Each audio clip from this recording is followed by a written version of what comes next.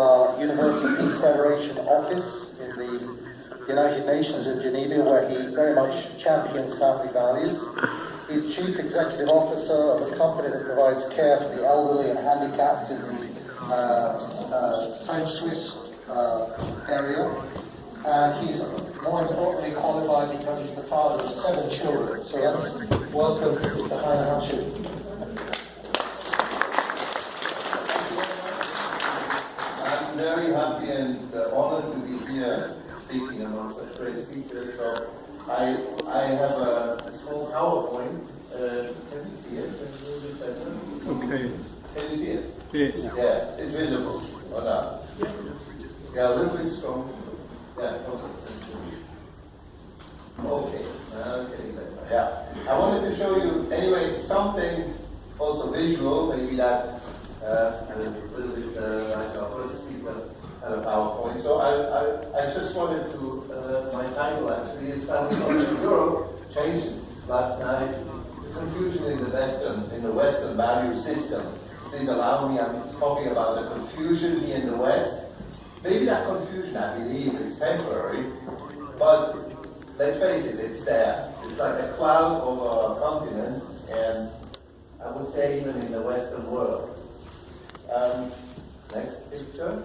As you see here, this is a mural painting done by, I believe, a Dutch artist. And actually, if you want to know where it is in the Security Council chamber of the United Nations. Next. You see here, Perko is the artist. When you go back, you see in the center of security concerns, I think it's very fitting, the family. Because the family means security and stability. So I think it was a wise thing to put such a painting into the Security Council chamber, reminding the people sitting there what actually is at the heart of security concerns. It's the smallest unit in our society, which is the family. I want to talk about, next please, family breakdown. I hope I do not, I don't want to make a difficult message, but we have to face certain issues here. And I want to talk about family breakdown. Family breakdown is a big issue. And it's the argument for many people to get involved because it's a real fact. We have, of course, the most affected are children, but also adults. The families also are affected by family breakdown. There's some kind of, it's affecting all levels. And it affects, last but not least, state and government also. Next. I have gone to the UK because the UK is in many ways, is probably a country with the best statistics about societal development. And they have excellent documentation, accurate documentation. I just want to illustrate to you what is the cause of family breakdown to a nation like the UK. You come up with a figure of 55 billion euros per year. I believe they use the pound there still, but it still is a big money. So 55 billion, I was told that it's more than the defense budget of the UK. So, but nevertheless, by the same sources, I was told that there is, in the UK, there is no family ministry. There is no specific, there's not enough attention given to what family actually has impacted. Next. I'm coming to the point that I want to make. Well, part of this big confusion in our Western value system is that we're trying to redefine something that cannot be redefined. And here we see a start there. Governments consider marriage and cohabitation as the same, and that's the first point I want to make. Marriage and cohabitation, currently, there's no difference made in any, if I'm not wrong, also in the European institutions, at least in the Swiss institutions, it's the same. Governments and consider that exactly the same. But if you look at this, this is a graph that was taken from the Sunday Times. The origin is the Marriage Foundation. One more time. Okay. No, back, sorry. It shows, here we have the total number of families in the UK, married and cohabiting. You can say maybe it's 4 to 1. So 1/5 of considered families in the UK are cohabiting families. Now, when you tackle the issue of family misfortunes, family breakdown, you will have an interesting fact. That's based on these statistics, figures for 2013. You can see that 1/5 of so-called families produce, and you can go to the next, actually about the same amount of lone parenthood situations. So if you want to go back, here we have family misfortunes. We have 60,000 lone parenthood, situations coming from divorced families, and we have 61,743 coming from cohabiting families. So the fact is there is a difference here, even though if we say it's the same, but actually, you can go back to the next, the main cause for lone parenthood in the UK is not divorce, but it's actually couples cohabiting, splitting apart. And that should be known. If we already have started, as I said, redefining what marriage and families are.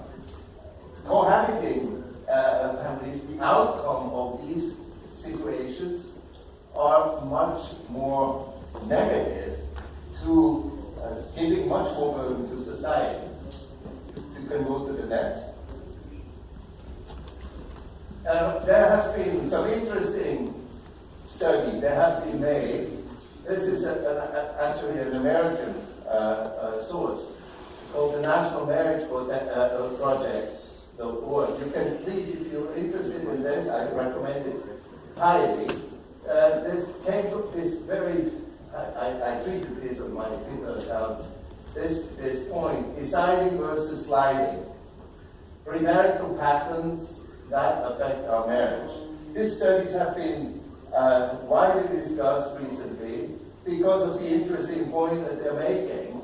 Actually, people who cohabiting or trying out relationships, finally, there are all kinds of negative effects on those people who are later on getting married substantially. Even the premarital experiences that they had when they just lived together loosely had a very strong negative effect on their own marriage outcome later on.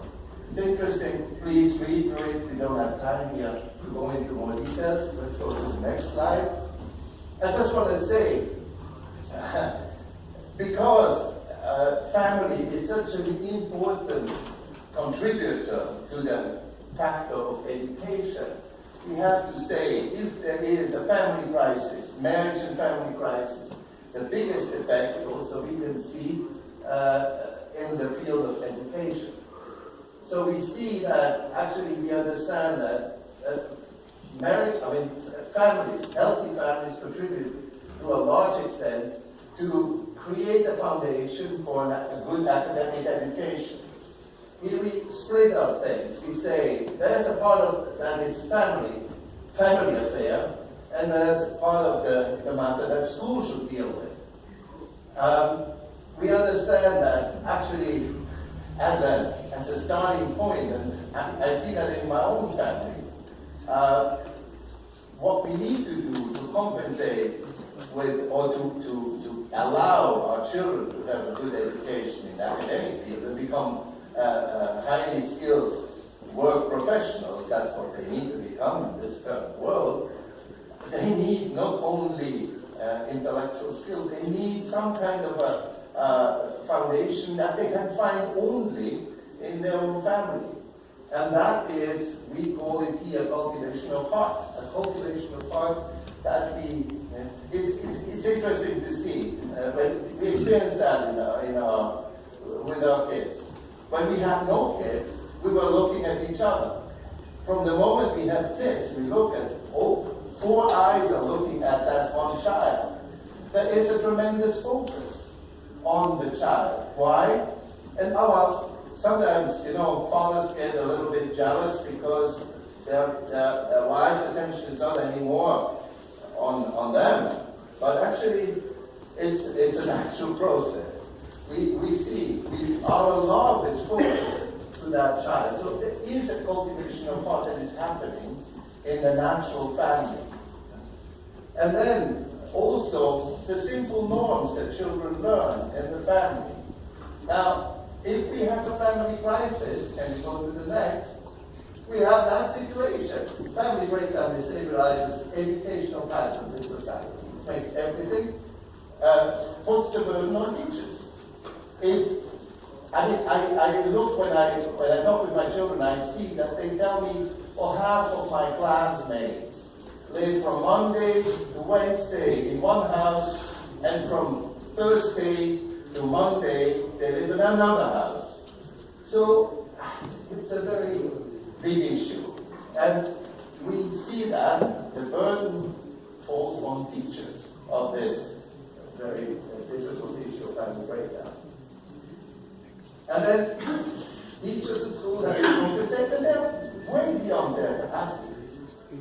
And then also governments come in, so they have to create programs that compensate that lacking that actually people could get in the family, if the family was more in the focus. Yeah? There was a time when we talked at the UN about the family, and all the people who were talking to them were falling asleep. They wouldn't want to listen. Family, what is that? They're absolutely not interested. I can say some good thing happening. Thanks to the LGBT lobby, finally, we had the attention. Family is important. I'm saying that just as a joke. Going to the next, please. Yeah. UPF and Women's Federation, my wife represents Women's Federation, we have actually recently organized side events that are in connection. Maybe you heard that UN resolution on the protection of the family that was adopted by 2/3 to 1/3 of the member states vote in the Human Rights Council. That's a very good thing. There was this resolution was voted. We helped actually to create a panel on the September 16th, where some of these member states who disagreed, who wanted to redefine the family, said we want to bring in some points. And we helped to organize that panel, but also we organized 3 side events that were emphasizing the importance of this protection of the family. And also we were mentioning some of the issues related. Here is one issue that I want to pick up, and that's a special Swiss issue. We had suddenly in the media, in the Swiss media, the announcement of a new early sexualization program that was launched for kindergarten children, 5-year-olds. And I cannot go too much into detail, but here you find a video. If you want to look at this, you have the link. You can look at it. It's just basically introduction of this program caused an outcry in the population. People didn't like this.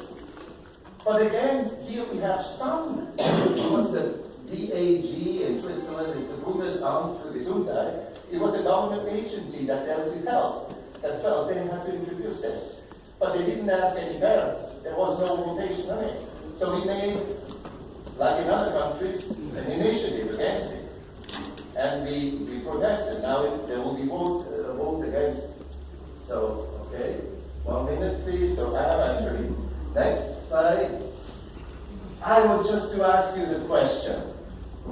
this is the big issue, redefinition of marriage and family. Please let me bear with me to go through these points. It is a fact that there are some elements in this current European and Western world that are trying to launch a new cultural revolution. The marriage for all idea. Nobody has anything when we say everybody should have a family, nobody has anything against that. But they say traditional marriage is discriminatory. And they make marriage and family as a human rights issue. It means like everybody should have a right to marriage and family and the same thing. But it's a human right. So legalistic, we have to, in a legal way, we have to enforce that. It means, it's interesting to look at the consequences of this if it's a human rights issue. If we say equality of all forms of marriage and family, then we have to say next, in order to avoid discrimination, we have to introduce this anti-discriminatory laws or measures with children in schools. And that's why these early sexualization programs come about. So you want to make sure that the children do not discriminate. Now, if you have 50,000 different forms of family, totally, way out of our imagination what it all can be, finally you end up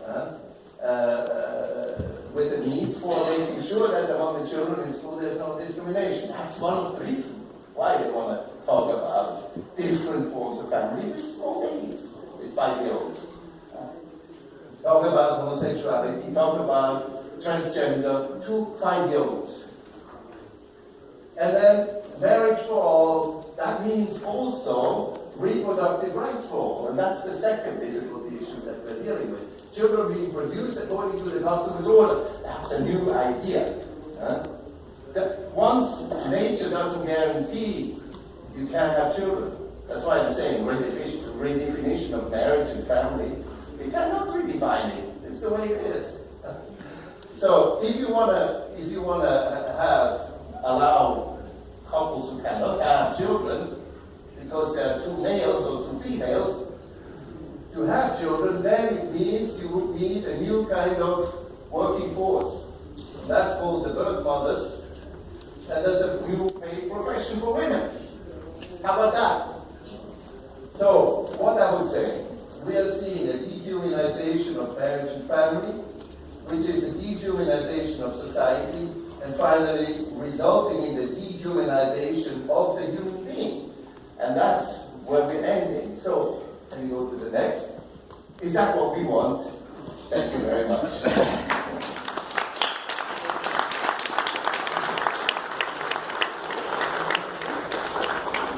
Thank you very much to Heine Hanshin for your presentation. And I'm very sorry because we really do have as a policy in these conferences to have questions and answers at the end. But because we're trying to play catch up from the first session, I'm afraid we have to curtail things at that point just with our speakers. But we do intend, as soon as we've caught up time, we will reinstitute the questions and answers, and you'll be able to have dialogue with the speakers in each session. So let's hold a halt to the session there. Thank you for your attention. Let's take a short break.